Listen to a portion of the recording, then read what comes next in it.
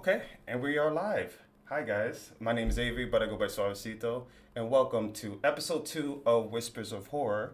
We got Bim Blam Gaming. Guys, welcome. How are you guys Hey, doing? Hello. So, good. We're so glad to be here. I just clicked out of it. Hi guys. So, I just want to say thank you guys for being a part of this. So, if anybody doesn't know, this is a podcast slash broadcast of just live of everything horror. We get horror content creators, we get horror producers, movie producers, as well as horror game developers.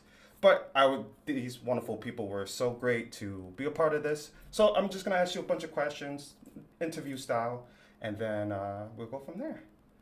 So my Sounds good. first question I have for you guys is, can you tell me a little bit about yourself and how you started with the like horror streaming or just content creating in general? Um, I think, well, I'm Ryan from Bim Bam, and that's Christian. I like to say I'm Bim, he's Bam.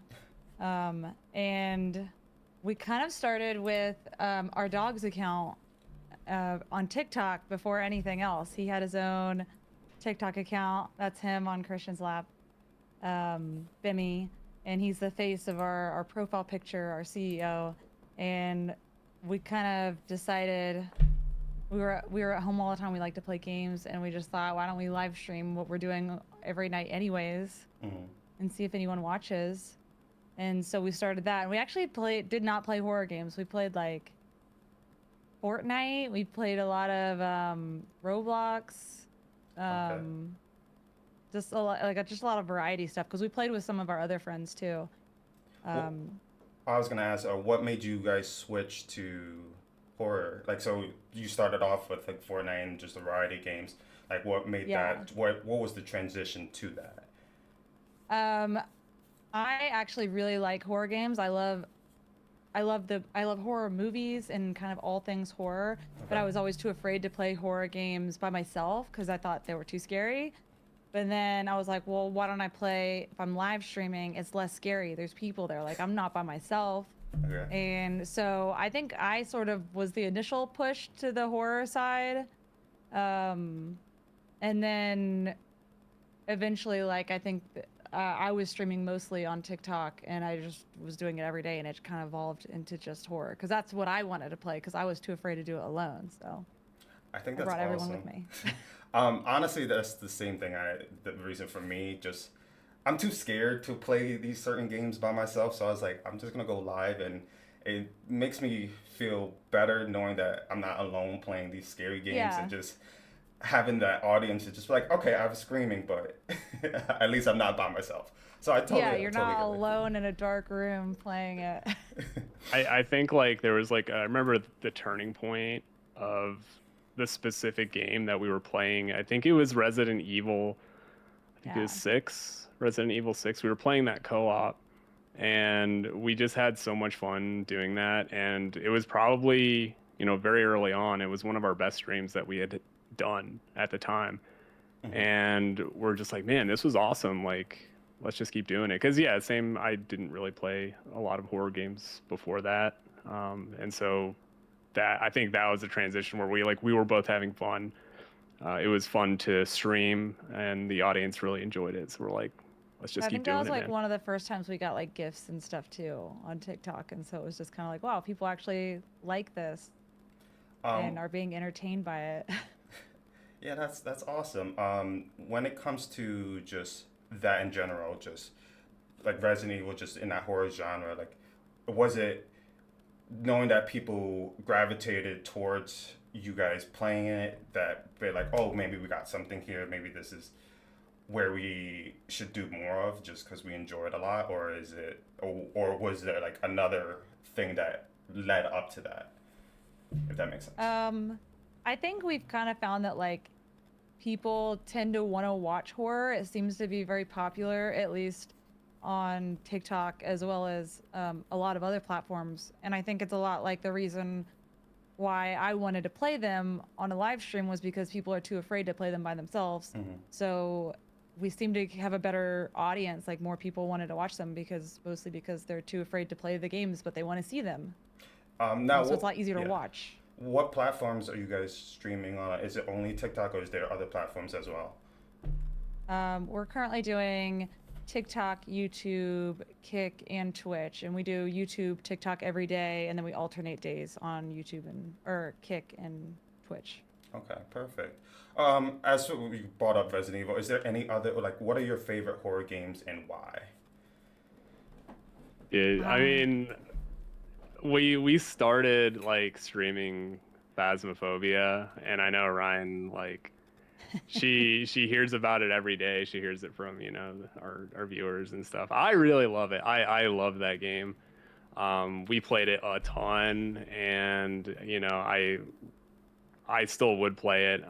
But I think that was where like the co-op really picked up for us, because like, okay, we want to play horror, we have fun playing horror, but then also like the fact that co-op horror games are even more special because they create like these situations where Ryan and I get into, and it's either terrifying or funny or both. I don't know. It just kind of, Phasmophobia was just one of those games that mixed all of those things together. At least for me, I really enjoyed that.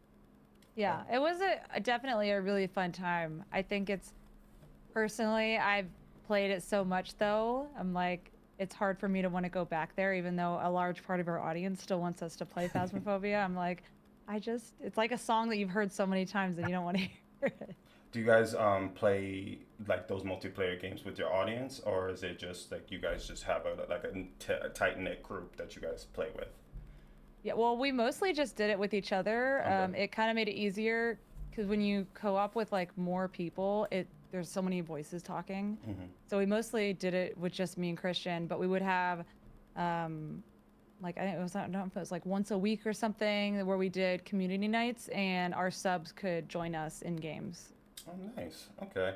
Um, is there any lesser horror games that you think needs to get more attention? Like, is there a game that you're like, I love this game and I think everybody should play it, or is there anything like that?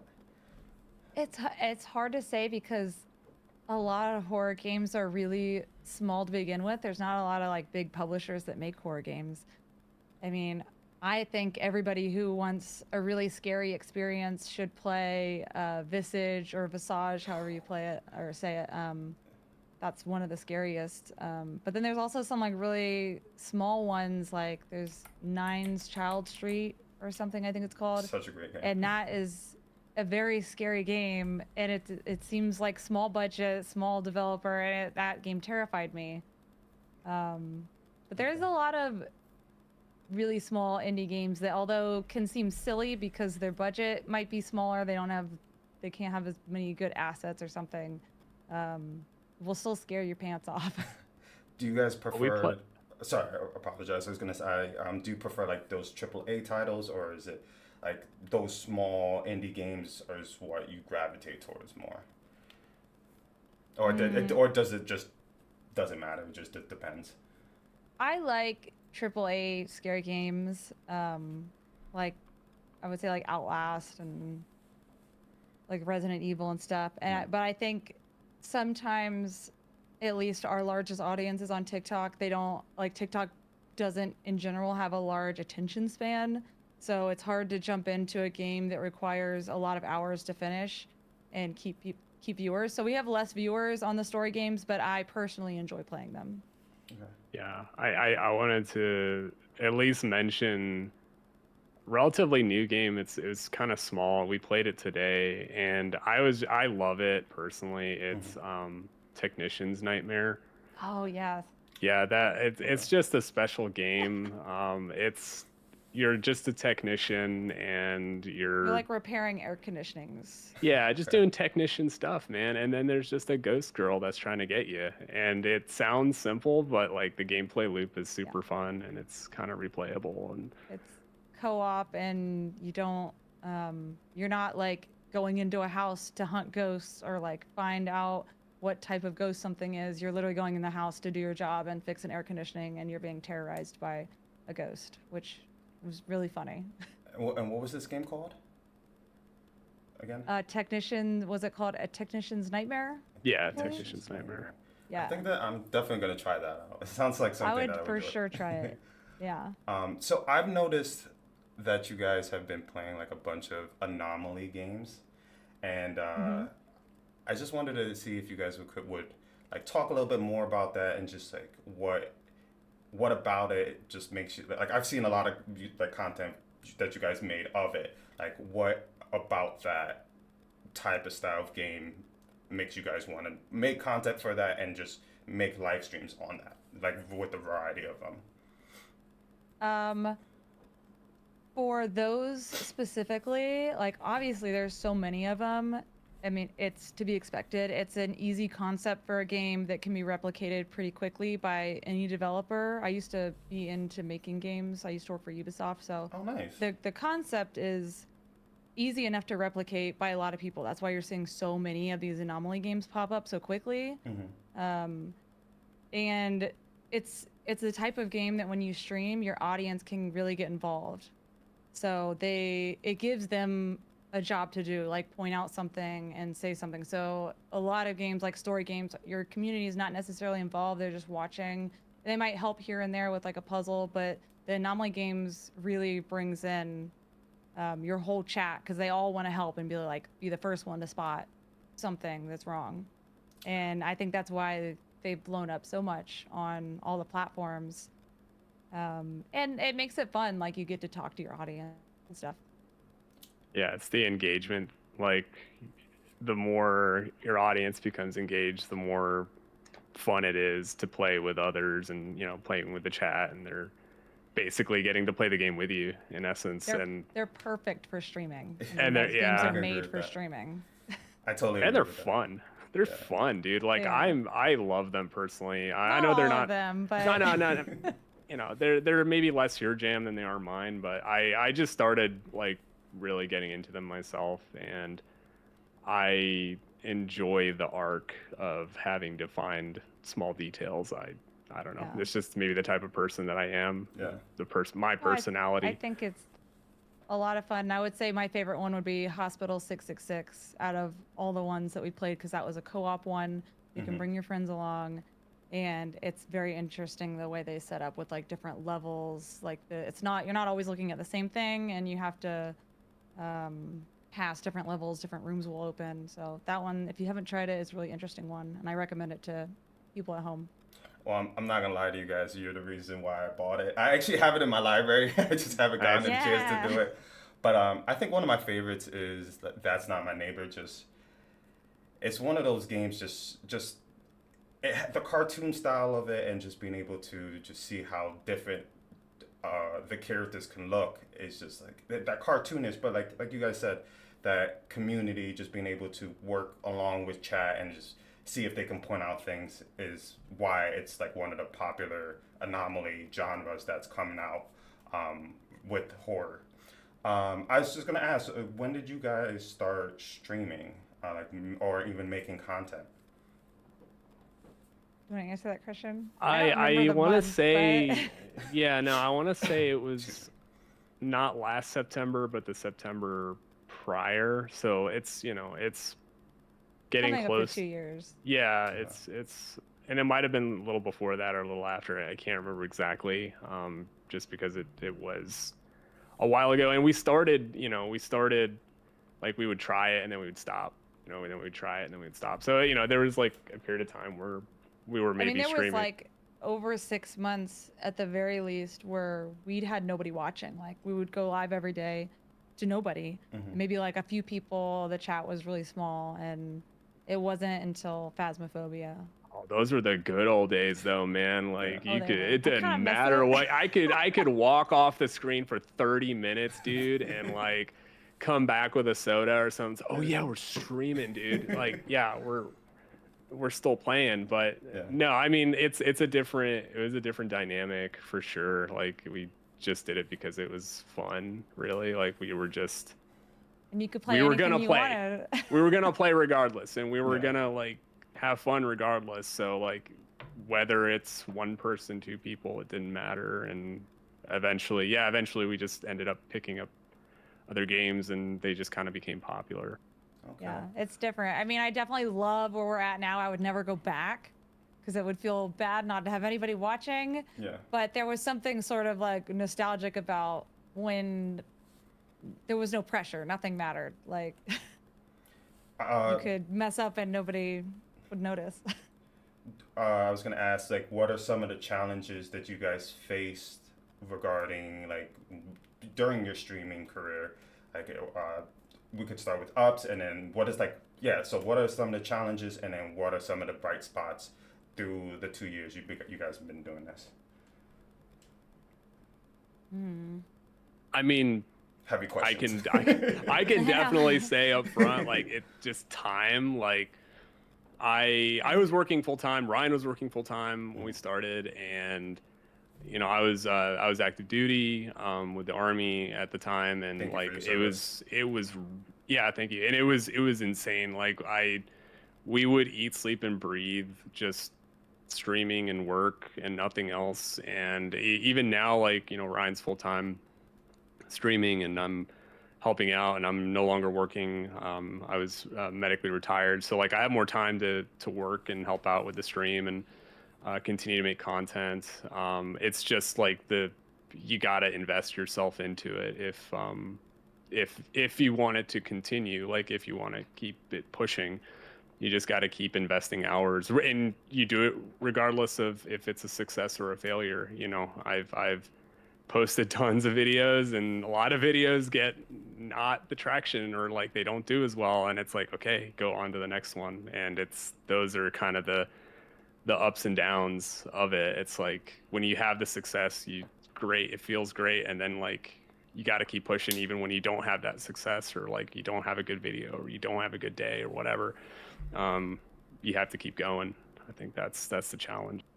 Okay. Yeah, it was definitely hard working a full-time job. And I know that's the scenario, like that's real life scenario for a lot of the streamers that people watch on TikTok, Twitch, everywhere, is that this is not their only job. And it's hard when you see the chat saying like, no, stay on longer, or, you know, you feel bad, but you're also like, this is my free time. You know, at the time, like streaming, which was sort of becoming a job, not in the bad way, but like that was your free time, and you wanted to give the audience more, but it was really hard. So I'm glad that I'm full-time now, that I'm able to do that, but Well, that was probably the hardest part. I think that's awesome. Thank I know it's a lot of people's dreams to do this full time, and you know, grinding every day and just trying to balance life and just streaming. People, I guess, don't really understand, like, it's hard. You know, we still are people at the end of the day, and trying to balance it is not easy. Like, I have a daughter, and you know, I work full time, and just trying to find time to do this is just I don't want to say impossible, but it's hard. So I commend It's you. almost impossible. Yeah, I mean, it's close to it. yeah, like that's really commendable that you have like a daughter and a full-time job, and you're also doing this. So Thank you. it's good that the audience still remembers that sometimes when they're asking for more and more, which is, of course, you want that as a viewer. You're like, no, give me more. I would be the same way. Yeah. But Yeah. it's a struggle sometimes. 100%. That's why I have this beautiful baby monitor right next to me, just in case. Nice. Just. Oh no. Let me ask you this question. So when you became like a full-time streamer, like how did your family and like friends react to like finding this out? Like, were they super supportive, or were they like, gaming's not a real thing, you know? Like, what was the perceptive of when you said, oh, this is my career, this is what I do for a living? For me personally, it's not really the same for Christian. I came from working at Ubisoft making games. Okay. So my family is very like, it's not weird to see me in a game career in general. So it was scary for them to hear that I wanted to go to streaming full time, because it's definitely not stable. You don't know what kind of donations or subs you're gonna get from week to week or from month to month. Like, I don't know what I'm gonna get in the next couple months. So you don't have like a set income. There's no benefits. There's no like, you got nothing except for what you get out of the stream. And so that was the scariest part, and it still scares me now. Like even doing it full time, like sometimes I'm thinking about it and I'm like, oh, this is really scary, but it's been the best decision I think I've made. And my parents were very supportive. They were like, we're kind of nervous, but you know, I think you're doing a really good job. Yeah, and I'll say like I was nervous too, like because you know we neither of us have a job like what we were doing prior, because I knew I was leaving the service and I was leaving my job, and Ryan was thinking about doing the same, and we were both at that same juncture at the same time, and you know I just wanted Ryan to be happy, and I was just like, hey, you know what? If you're gonna be happier, I don't care what happens. Like if life gets harder, fine. Like, but I really think that you gotta just do what's right for yourself, mentally, physically, whatever, every aspect of your life. And like, if streaming full time was the way to do it, then just do it. And yeah, I'm here for it. I'm here to help. I'm here to work and support in every way I can. And I don't know if like streaming is going to be full time like forever for me, just because I probably will have a job to go back to at some point. But I don't know, maybe you never know, because again, life is a big unknown too. So I'm 100%. open to anything, no matter what happens. Okay. Just the answers just blew me away. I think that's awesome. Just the support, I could feel the support. I think that's truly amazing. Where do you guys see just I always call this is a brand, this is your product, this is what you put out to your audience. Where do you see yourselves in 5 years with your business? I mean, obviously, like the dream is to be someone. In my head, like we always wanted to project what we wanted to be in the future, so like we wanted to make sure we always had like a good setup, a good camera, a good mic, because that's what the people that are doing really well have. And if people come in and see your stream and they're like, oh, this is high quality, maybe you'll pull more people in. And I think that has helped us grow as a creator. But I think like to continue to do that, like the person I look at mostly is probably like Markiplier or something. And that's like 1 in a million. Like everybody wants to be Markiplier. But like someone who creates content and he's able to do all these other, projects that he wants to do. He's making the movie and stuff. And so obviously not in 5 years, I wouldn't imagine, or maybe even ever, but shoot for the stars and get somewhere in there. Okay. Yeah, I think like for Ryan, she's got her personality, and like I've kind of pulled in my personality, and we're very different. We're very, very different people when it comes to making content. And I always have opinions on like, hey, I think you should do this, or I think the streaming should go in this direction, or I think we should try this or try that. And so ultimately, I don't know.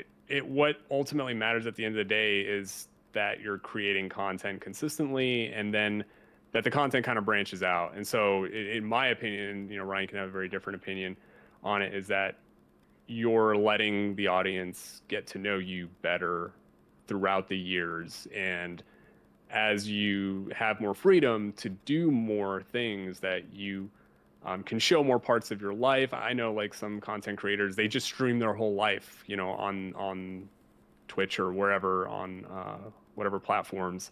And I'm not saying like Ryan has to go in that direction, that she's just going to start, streaming her whole life, but just being able to go in more directions, playing different games, I don't know, different genres, trying different styles of streaming, whether it be like being outside, visiting places, and creating different types of content, either short form, long form, or live. But yeah, I think I would love to see just more different types of content in the future. Maybe not just like we're doing a live stream and then we post a replay and some clips, but turning it into something more where we can, we just need more time and freedom. That's hopefully will come in the future as well. Okay. All right. When it comes to content, and I'm gonna break it into like three different things. Like we have short form, long form, and live. What is the experiences do you want your like a first time viewer to see when you post like a TikTok or what like or a person that's coming to your live stream? Like what is that first impression that you want to leave on that person to get them to follow or get them to stay? We probably have two different answers because I do Perfect. mostly the live stuff Okay. and he does all the videos. But at least for the live stream, I want people to be able to join, even though we're playing scary games that can sometimes be graphic or, you know, I try to censor when I can. I want people to come in and see that it's a friendly, welcoming space for anybody. We don't discriminate towards any single person or group. And I want everyone to feel welcome and safe in our stream and just like have it a friendly place where people can come and hang out and be a part of it. So that's the thing I want them to see and hopefully be entertained by what's happening as well. So that's the most important thing to me. But I mean, that's hard to convey except for just like welcoming people in as much as we can and having our chat welcome people. And they're very good about that. I mean, our chat is extremely good about welcoming new people that sub and everything. That's awesome. So I love that. And I think it helps build our family is what we like to call it. I like that. At least for live streams. So Christian, I don't know if you've got a Yeah, I mean, I totally agree with all that. And when I'm posting videos, I do a lot of, if not all of the, TikTok content. I'm just trying to show moments that are either representative of what is happening, in our stream or what is happening while we're live, and try to give an expectation of like, this is probably what you're going to see. I don't know. It might be something interesting. It may not be interesting, but I do genuinely try to make it as truthful or as genuine of content as it can be. Showing like Ryan's reactions or showing just moments of what's happening between us, between her in the game, between me in the game, whatever it might be. I'm just trying to show an honest take or an honest, representation of what our stream includes, what's going on. And hopefully it's entertaining. Like that's the thing, right? I can't guarantee that it's entertaining or people will find it entertaining, but at least it will hopefully be representative of what we're doing. And so when you join a live and you actually see us live, that's like, okay, that's what I was expecting, or this is what I was looking for. And I think those viewers are the best. I think those are the viewers that every content creator wants. They want the people that want to watch them. And that's hopefully what we're drawing in. Okay. I actually wanted to ask you a question, Christian, regarding like just making the content. Could you elaborate just like the process of, you kind of touched on it, but like how long does it take you to, like say if Ryan does a whole stream, taking that stream and making that, like cutting it up, editing, like what is your process like, and what is the duration of you making like 1 or 10 or I don't know 20 TikToks, or like could you elaborate a little bit more on that? Oh, I would love to, man. This is what I am all about. Now, I mean, obviously, I've gotten better and faster over time, and once you have like a workflow and kind of know what you're doing, I would say now I can take a 3-hour block of stream, and I can turn it into 5 or 6 clips in a matter of probably 4 or 5 hours, and that's to find genuine content and to find genuine moments. And then now there's a bigger push to have longer short form content, to have it be over 1 minute, and so that definitely puts more pressure on me, and I'm certainly on others, to make higher quality content but just make it longer. So that just means that you have to find more quality stream footage, which that I think that turn has kind of made it tougher of a job, made it tougher to find and create short form content, so that it can be so that it can be good for TikTok essentially. But It's you know, usually me messing up the clips though, like thanking someone for something. I won't. I'm not gonna throw Ryan under the bus or anything like that. No, But it's you know, true. it's yeah. There's obviously like nuances of letting a moment play out in a game, and you know, Ryan is thanking for gifts, thanking for support, and things like that, and that those two kind of push and pull for It someone that interrupts a just lot of good moments in a game. right. So someone who's just like, oh, I just want the content and I don't want, you know, the stream or like, you know, the interaction. I'm just trying to find the content. There's a push pull there, and I think that's probably one of the bigger challenges I imagine for everybody in taking what they've done and turning it into a product, essentially something that people want to see, something that will captivate and be entertaining, and that yeah, that's the big challenge. Yeah. I definitely agree. Just especially like how TikTok has been changing. They're trying to have like more authentic or originality videos. So like being able to take a stream and then cut it up, it's been challenging for me because they want something more original. Like it's hard to explain. But no, I totally understand what you're saying. Just being able to like you're live streaming. This is my clip. I've been hit with unoriginal content from We just, have to. and I just don't. It's our own Yeah, gameplay and it's unoriginal, yeah, but it's like, well, that's the game. That's what I'm doing. and especially being just like playing horror games, it's hard to like, especially with TikTok, to hold the attention for somebody. Like I can't scream for a minute straight. I mean, I could, but just being able I to would love just to see hook that video. I have a couple. I'm not gonna lie. That's just been that has been, but no, it's definitely challenging to try to find okay, hooking the person, just being like, okay, this is my content, and also going under TikTok and like they're not even their guidelines, but what they're looking for in the long form content of a minute. Um, I did have it. Oh, so regarding the screaming, what is like one of the like the most terrifying moment that you caught like had live? Oh. Oh, I can think of one pops out in my mind of like the most like the biggest jump scare I feel like I've ever had live streaming. Um and it was actually a pretty good video too. Christian made a video out of it, and it was from the game Welcome to Calhoun. And there was like this one part where you're like walking down a dark hallway and something like runs at you basically, like screaming. And that was probably like the biggest jump scare I think I've ever had. And it probably to the viewer doesn't look that much different than my other jump scares because I think I'm pretty consistent on my screams. Not I don't try to be, but like my screams are pretty consistent. Okay. But I remember that just like stuck with me. I was like, oh my God, that game is so scary.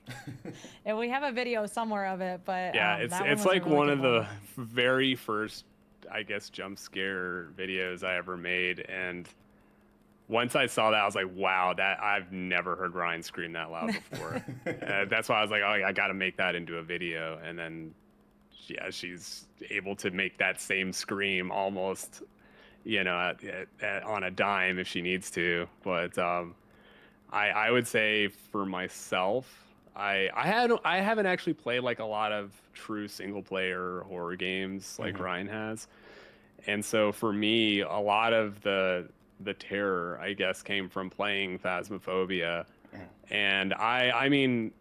I don't know what you guys think my voice sounds like when I'm screaming, but it just take it an octave or two higher because I don't know It's pretty where high it comes. pitch. I don't know where it comes from, you know. But I have the capability of going to another level when I scream. I'm gonna have to check And that out. Phasmophobia, I think, is the one game that has done that to me the most consistently. And I'm sure I think there's at least one video out there on TikTok that has a representation of that. You gotta try. There's two games that I would want to recommend: Devour and Yes. Demonologist. I think Demonologist. They're similar. They're basically the same game, but those games definitely will get you. I want to talk about something that regarding streaming, but just the burnout. I think it's not a lot of people understand. Like, you know, just streaming for a long time, just making content, like people get burned out. So I was gonna ask, like, how do you guys deal with like that moment where you're like, I just don't have, like, mentally I'm just not there. I gotta take a break, or maybe we just take a vacation or something, or when it comes to that. And then I have a follow up question after that. So I wanted to get your guys' opinion on that. If I've only experienced like probably pretty bad burnout one time, Okay. and it wasn't like one single day. It was like over a period of time. Was when I was still full time at my job and doing both, and it was like kind of towards the end. I was just really tired, like, and I wanted to stream more than I wanted to do my job, and that was probably like the turning point of me leaving my job eventually.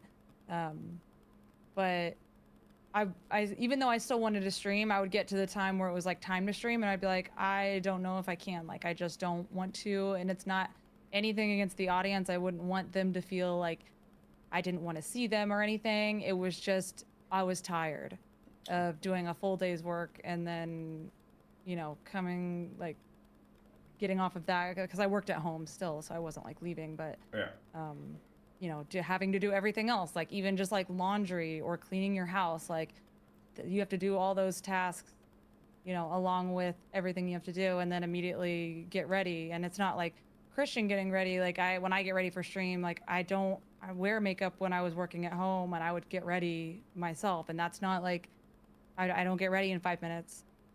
So that adds time, and I was just really tired. And so I think our mods were super nice. They put a group together and they donated a bunch to send us on a spa day, which I thought that was really nice. That's awesome. We got a massage and stuff, and that was just kind of like, because I think they could started, like, everyone could kind of tell that I was getting kind of tired. Yeah. And struggling a little bit. So that was something really nice. And now it's kind of become a thing when we get, you know, really tired. We go back to the same spa. We'll like save up and go get a massage or something, and like spend a day there, and be like, we're not streaming that day, and it kind of helps a little bit. But I haven't really experienced burnout since leaving my job. It's been much better. That's good. Yeah. That's good. Yeah. I would say, like, when I get burnout, I know I definitely feel it when you know, it's a lot of repetitions of kind of doing the same thing and the same motions, and, you know, the same creative process over and over again. I kind of try to step back and do it a different way, I guess, if that makes sense. Like I'll take a different approach. Like maybe I'll edit things just on my phone and use a different program, or use a different style, or, you know, a different I don't know, online program altogether. I mean, I've taken so many different approaches, and I've probably tried every editing suite there is, just to either discover new things, learn new things. Because I think, like, while I'm learning it, the whole process starts to become fresh again in a way. So like when I try something new, I'm like, oh, this is a cool feature. Oh, I didn't know this did that. And so that kind of re-energizes me a little bit. And, you know, Ryan can see, like, I'm always either like doing some editing on my phone or on my computer or whatever it is. I just trying to keep the whole process new and fresh. That kind of helps fight back some of the burnout of the repetition of what I'm doing over and over again. Okay, awesome. So, when it comes to like searching for certain games to like sorry, my apologies. When it comes to like finding certain games to play, like how do you go through that process? Have you gone to the point where you go through but for me, I've gone through my library and just like, I can't find a game today. Like, what am I gonna do? Like, and it's just like, have you ever gotten to that point where you're going through your library and just like, I played this. Like, what am I gonna do for tonight's stream, or what content am I gonna make for today? Has that ever happened to you guys? And how do you pivot, or like how do you find what to do for that specific day? That happens to me every day. That's like you're describing literally every day. I usually just go through my library and one thing if I could say about Steam that I would love is if like the recently bought ones that you got would like be in a list, like recently purchased, because as soon as they go away from your recent games, like you can't see them. They're like They have a they get button. pushed away. It's like recently Yep. played on there on Steam. Well, not recently played, but like it recently bought, bought? I guess. Yeah, because Oh, sometimes I okay. like buy a bunch of games and I can't even remember what I bought. My library is so huge, it takes so long to go through it. And I can search for ones that like I've never played before, but usually I start up a game at least one time to get the settings right. So then it won't show up on that list. So I don't know. Sometimes I'll just browse the store for something new, or I'll find a game that I enjoyed and then go to the Steam store and look at the developer and see if they've made any other games. I found a lot that way, or if they have got a bundle. Sometimes that bundle includes games I've never even heard of, and I found a lot recently that way that I've never heard of, just through bundles or the same developer. Okay. So that's usually my process of panic 30 minutes before the stream starts, figuring out what I'm going to play. And if all Yeah. else fails, I'll just go out. Usually if I'm playing a game like Prey, Control, The Last of Us, like they don't get as many viewers, but I'm playing those games because I want to play them. And I'm not there, because sometimes there's streams where you want a lot of viewers, and then there's streams where wanna you do just your want own to thing. play what you want to do and have fun. Yeah, And that's what I I'll do. sometimes feel like I would say like Orion's like the goblin scraping the bottom of the barrel, except she's inside the barrel and like she's waiting for more things to be put inside the barrel so that she can get her hands on them. And I mostly look up like the co-op games and stuff, so I unfortunately put more burden on Ryan of keeping track of like what are the co-op games that we're gonna play, or what haven't we done yet and what do we still need to do in terms of co-op gameplay. And it's a whole nother there's even fewer co-op games in the horror genre as compared to single player games. Yeah. So like that becomes even harder when you're looking for that like specific niche of like, okay, it needs to have both of us in there at the same time. But like, whatever, dude, if the game is bad, Sometimes when it's a it's fine. it's bad, it can be really funny. Yeah. Yeah, I like can agree to that. Jesus, take the wheel, man. It's whatever it is. I definitely know how you feel when it comes to like finding games. Like I love itch.io just because it's just like there's always developers trying to put out their products, and sometimes you find gold mines on there. And I'm not gonna lie, Steam, don't get mad at me. I utilize the 2 hour refund. If a game is not hitting and I'm just not having fun, I try to utilize it. Like buying games is not cheap anymore. Like so. Yeah. Have you guys ever played? Ever live streamed a game that you're like, this is just not it, and just get bored and what do you do in that moment? Do you decide to pivot to a different game, or do you just like, if your chat is really engaging, excuse me, if your chat is really engaging into the game and they're like, oh, we want you to play more, like we love this game, do you continue playing? Like how does this is a two-part question, but how does your chat influence the game that you are playing currently, or changing it up?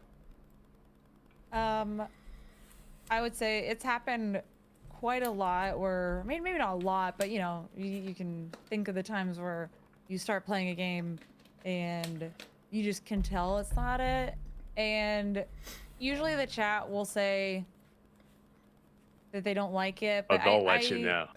yeah, I mean, but I try not to just like start a game and then be like, oh, I don't like this, and not finish it. So either I will finish playing it for that day, that stream, and if we haven't finished it, I won't go back to it. Or,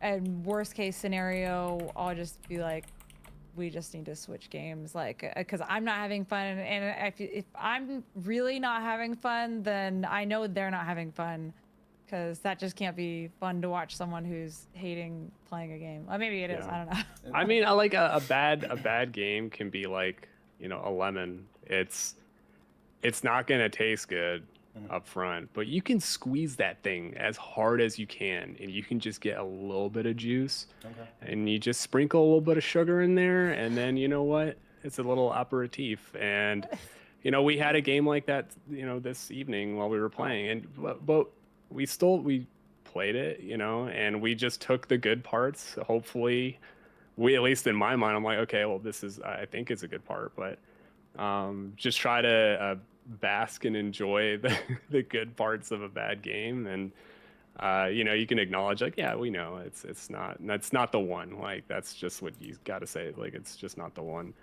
And just try to have fun in a way that you would normally have fun playing together. So, like, okay, we're gonna stop trying to make the game entertaining and just entertain ourselves, and hopefully that'll become entertainment for our viewers at the same time. Perfect.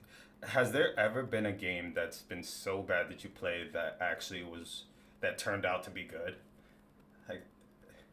Like so basically, like, the game is the mechanics, everything is just like, this game is terrible, but you had the most fun playing it. Like, I could give you an example for me, like, Deadly. I don't know if you guys ever heard of a game called Deadly Premonition. No. It's a detective game that just has like that old style not even cartoon horror, but it just like the audio was terrible, the characters were terrible, just the whole game was bad. But it literally was one of my favorite games that I had to finish out just because of how ridiculous it was. It felt like it wasn't trying to be a good game, but it just turned out to be a bad one, which I enjoyed. Like, it's a hard question to ask, but it's just like, is there a game that just it was like, it's not great, but I had fun playing it? I mean, I know the game for me, it's Devour, dude. Like, that game it's hard. It's impossible to beat. I just recommended on many it. Levels. No, it's a good game because, like, these things kind of make it interesting and fun to play with other people. But, like, if you just stand on the outside and look at it, it's like, it's really tough. It's really hard. There's not a lot of direction. You don't know what to do. It's dark. But, like, you combine all that and then you start doing it with your friends. It's like, okay, there's something there, there's something there because it creates tension and it creates moments that are fun. And I like things, I like things that are challenging. It's a challenging game. And that's why I think it's a fun game. Even though just on the outside, I'm like, man, I probably wouldn't play this just like by myself unless, like, I'm really in the mindset of, like, okay, I'm going to challenge myself in this way. And hopefully that's entertaining, or hopefully it's fun to watch, I guess, to do.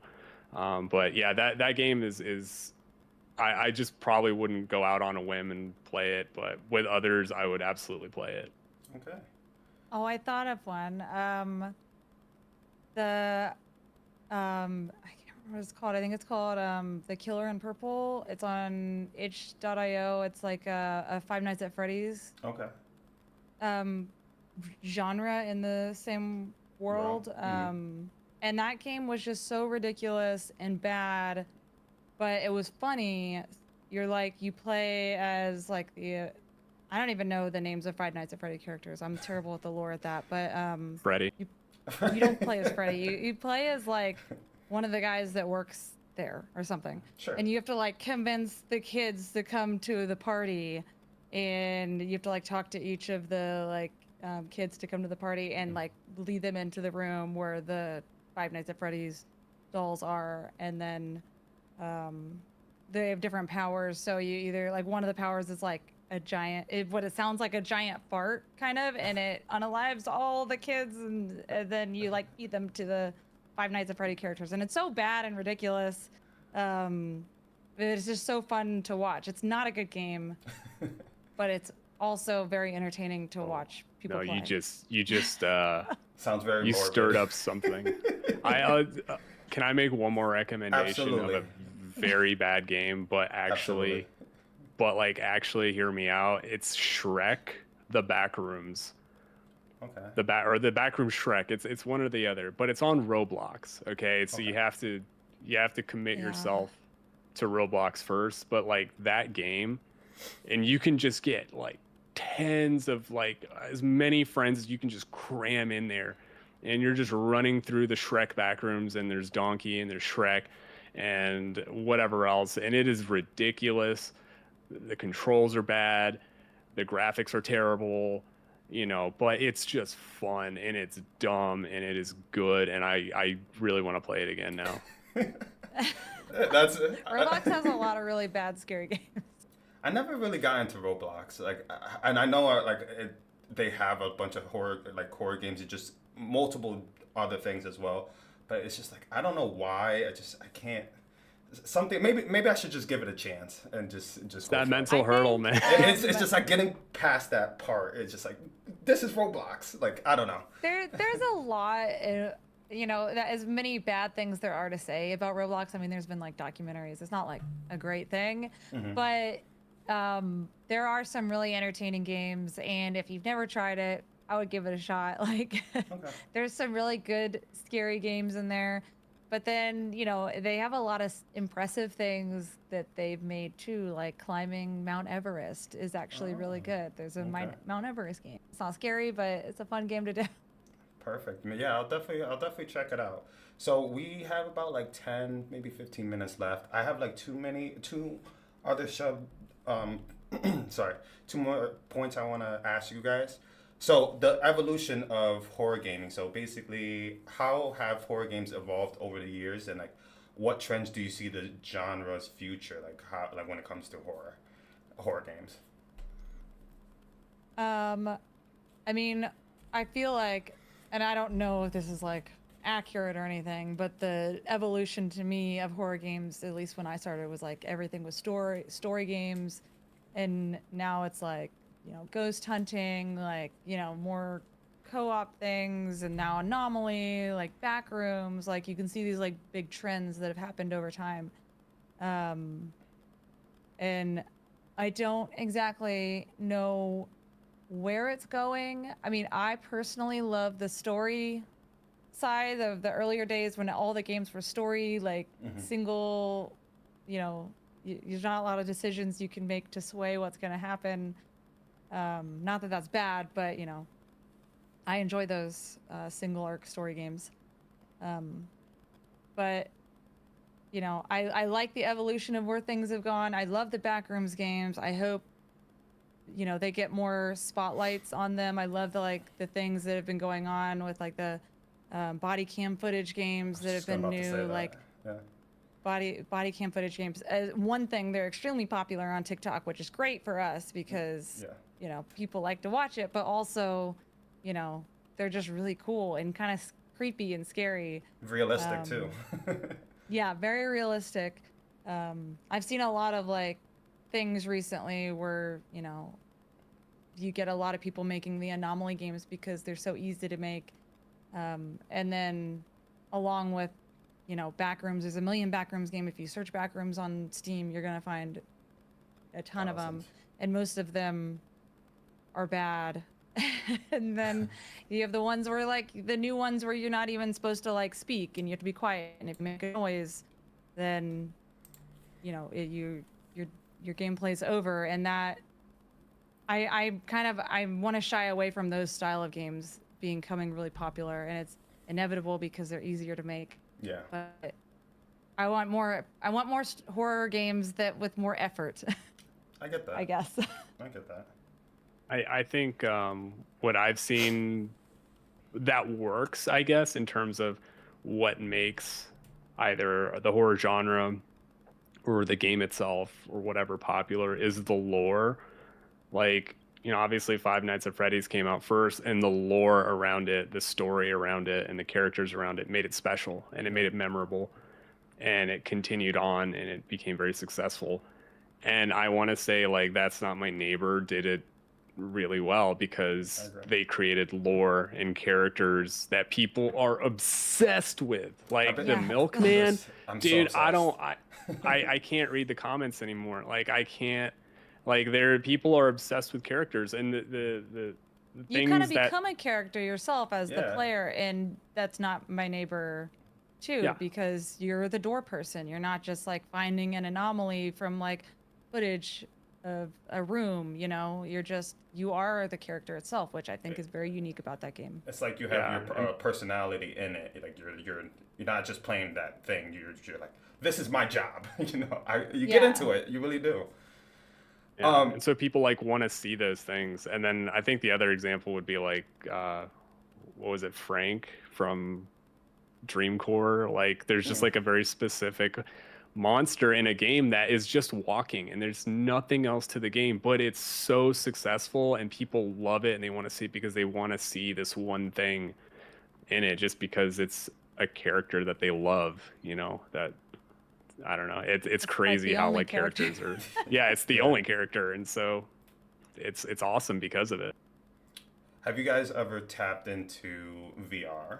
Like, has that ever been something that you guys thought about, or? No, we have thought about it. Yeah, we don't have the space where we live currently, Okay. but we are planning on moving uh, back to North Carolina. We were both there before living here. I have a house there, a townhouse, so it's got 3 stories, and I'm like, we can have a whole area where we can play games like Yeah. co-op and do VR and have the space to do this where we don't have that now. So it's definitely something I would like to try. I think playing a horror game in VR is going to be very difficult for me because I've tried it once and I threw the VR headset off of my face because it was so scary. But I'm willing to give it another shot with a chat. Yeah, I've definitely done Five Nights at Freddy's and like The Exorcist in VR, and it definitely adds a whole different dimension to Yeah. making content and just try not to run into a wall from screaming. Like so, I definitely recommend it, and I totally get it. So the final point I wanted to ask, any advice that you would give to someone who wants to start streaming, or if they want to be a horror, it doesn't even have to be a horror content creator, just like a person that wants to start in 2024 from scratch, like what is like the best advice you can give someone to start making content? Um, my best advice would definitely be get onto TikTok as fast as you can. Not to say that's the best platform. All the platforms are good in their own unique ways, but I will say TikTok has a very powerful tool of discoverability, which you can translate those people watching on TikTok over to your other platforms. But if you can pull in a lot of people from playing a popular game as a small streamer, that is extremely powerful. And then they'll go over to Twitch or they'll go over to YouTube or whatever. My best advice: get on TikTok as soon as possible. Find an agency; they will take you under 1,000 followers. You can go live, and then, you know, don't forget to ask people to like and follow because that's the one thing you can do on the platform is people do not remember to follow you, and so it sounds repetitive and you say it all the time, but don't forget to say that because it's as soon as you say it you'll see like a ton of people follow because they didn't think to do it. Yeah. So those are my two biggest, I guess. Yeah, just like do it, and just do it is step number one, and then step number two is just like have a means of getting your personality out there. And obviously you can play popular games, you can get viewers, but at the same time you want your personality to be shown. You want to be able to demonstrate who you are by either the way you're playing, what you're saying, what you're talking about, how you're reacting, whatever.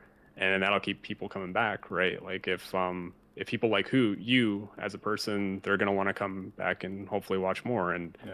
I certainly hope people like watching us for who we are too, and not just the games. But I think those are the people that value your content the most, is the ones that like who you are as a person, or what you do, or whatever it is, your personality.